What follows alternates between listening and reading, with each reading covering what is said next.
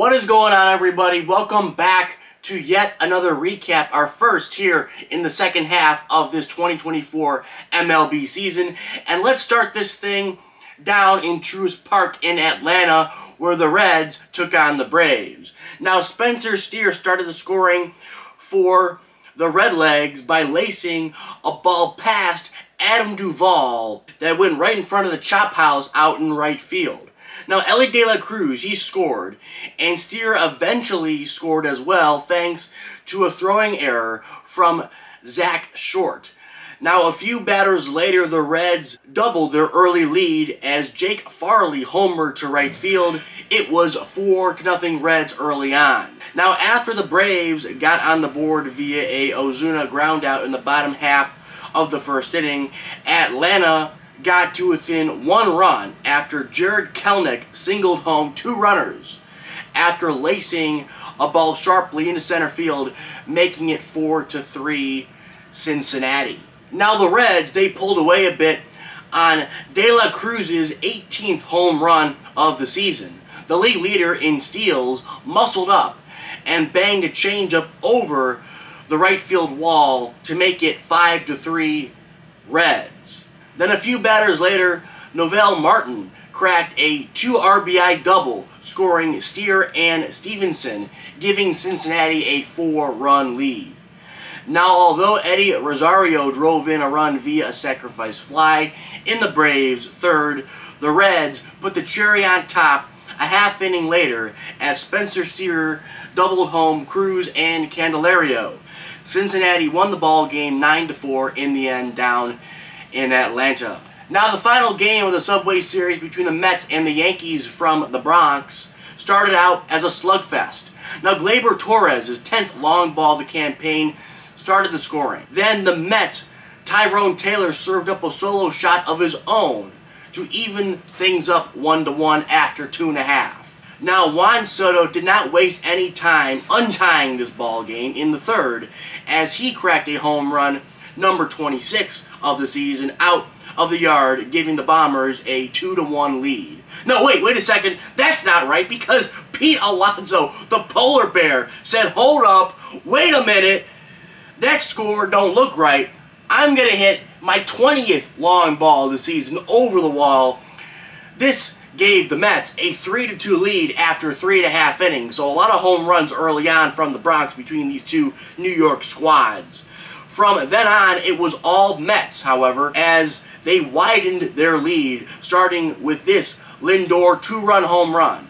Then Tyrone Taylor came through again, singling sharply to right field, plating Jeff McNeil. And finally, in the 8th, a pair of home runs from Vientos and Lindor helped seal the deal for the Mets as they went on to win the ball game 12-3 over the Yankees.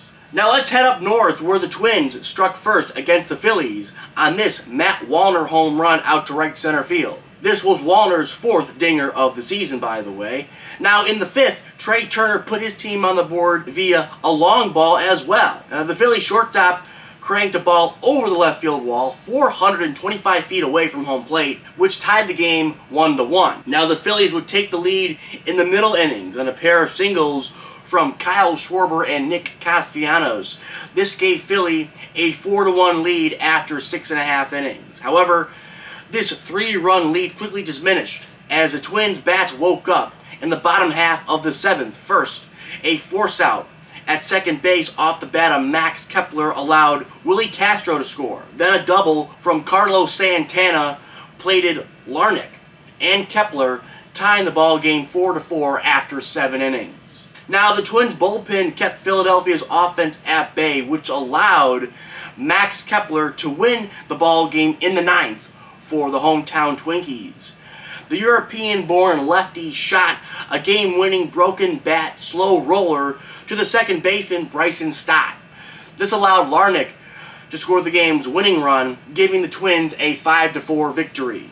Now let's head out to the Rocky Mountains, where this game was a wild one indeed, and the thin air played a major factor in this ball game, as the Rockies got the scoring started on this Ezequiel Tovar home run and Brendan Rodgers double, plating Jake Cave and Chris Bryant. Tovar came through again as he singled home Jacob Stallings.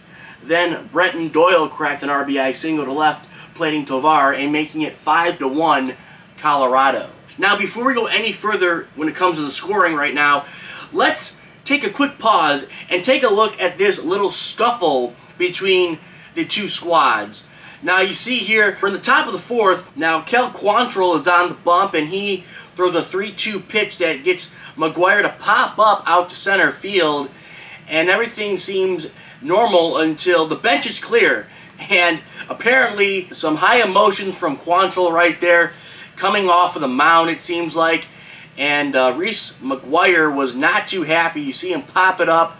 Quantrill pumping his fist, saying some stuff at McGuire. And apparently, he talked about McGuire's, let's just say, unpleasant act he had in the parking lot a couple years ago.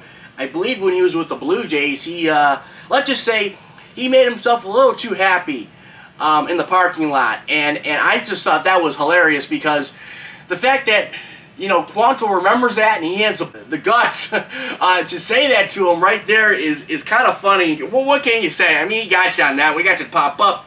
He called you out on your bullshit, pretty much. Big props to Cal Quantrill for going right into the fire of Reese McGuire.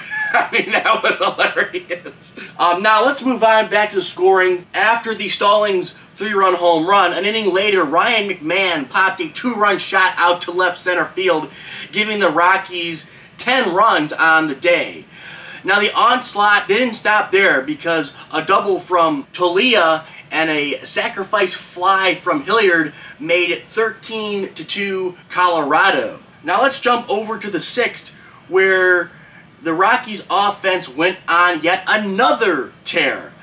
It would be Stallings who started things off again via his 12th double of 2024 that plated Chris Bryant. Had not heard that name in a while. Now, Sam Hilliard singled out to left field, allowing Brendan Rodgers to cross home plate. And the cherry on top of that inning was placed by Brenton Doyle, who smacked a grand slam out to left field, making it 19-3 Rockies. Now, finally, the Rockies scored their 20th and last run of the game via a Sam Hilliard sacrifice fly, which plated Rodgers. Now, the Red Sox showed some signs of life thanks to an Abreu sacrifice fly in the 8th and a Jared Duran triple that scored 3 runs for the Sox in the 9th, giving Boston 7 total runs on the day. However, that is all the visitors could muster across in this one, as the Rockies annihilated the Red Sox 20-7 in the end. And that's all I got. Please like, please comment, and subscribe. Do not forget to check out my vlogs with Hayden from Mets Talk with Hayden. I would appreciate it. We went to Pittsburgh and Cleveland. The 2 Pittsburgh vlogs are up right now. And don't forget to check out and look out for our vlogs from Cleveland, Ohio. The first one is on the docket for this Sunday. As always, I will catch you guys later.